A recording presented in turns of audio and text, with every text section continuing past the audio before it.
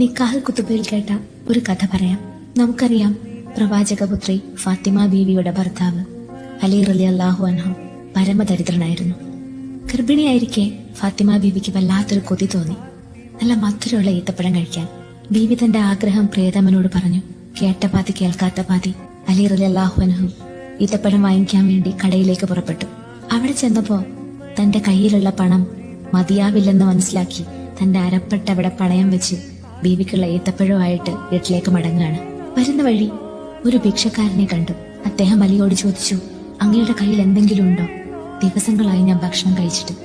അലി റളിയല്ലാഹു അൻഹു ഒന്നും ആലോചിച്ചില്ല. തന്റെ കയ്യിലുള്ള ഈത്തപ്പഴം അദ്ദേഹത്തിന് നേരെ നീട്ടി. ആ ഈത്തപ്പഴക്കൂടയിലെ അവസാന ഈത്തപ്പഴവും അയാൾ കഴിക്കുന്നത് നിർനിമേഷനായി അലി റളിയല്ലാഹു അൻഹു നോക്കി നിന്നു.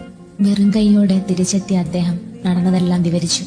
എന്നിട്ട് ചോദിച്ചു, ഫാത്തിമ, നിനക്കെന്നോട് ദേഷ്യം തോന്നുന്നുണ്ടോ? അത് കേട്ടതും ഫാത്തിമ ബീവി അദ്ദേഹത്തെ കെട്ടിപ്പിടിച്ചിട്ട് പറഞ്ഞു, പ്രിയപ്പെട്ടവനെ, എനിക്കൊരിത്തിരി മധുരം കഴിക്കണമെന്നുള്ള ആഗ്രഹം മാത്രമേ ഉണ്ടായിരുന്നുള്ളൂ. പക്ഷേ അങ്ങയുടെ പ്രവൃത്തി എനിക്ക് ഇരട്ടി മധുരം കഴിച്ച സന്തോഷം നൽകുന്നു. എന്തു ഭംഗിയുള്ള പ്രണയമാണല്ലേ! എത്ര മനോഹരമായ മനസ്സിലാക്കലുകളാണല്ലേ അവർക്കിടയിൽ ഉണ്ടായിരുന്നത്!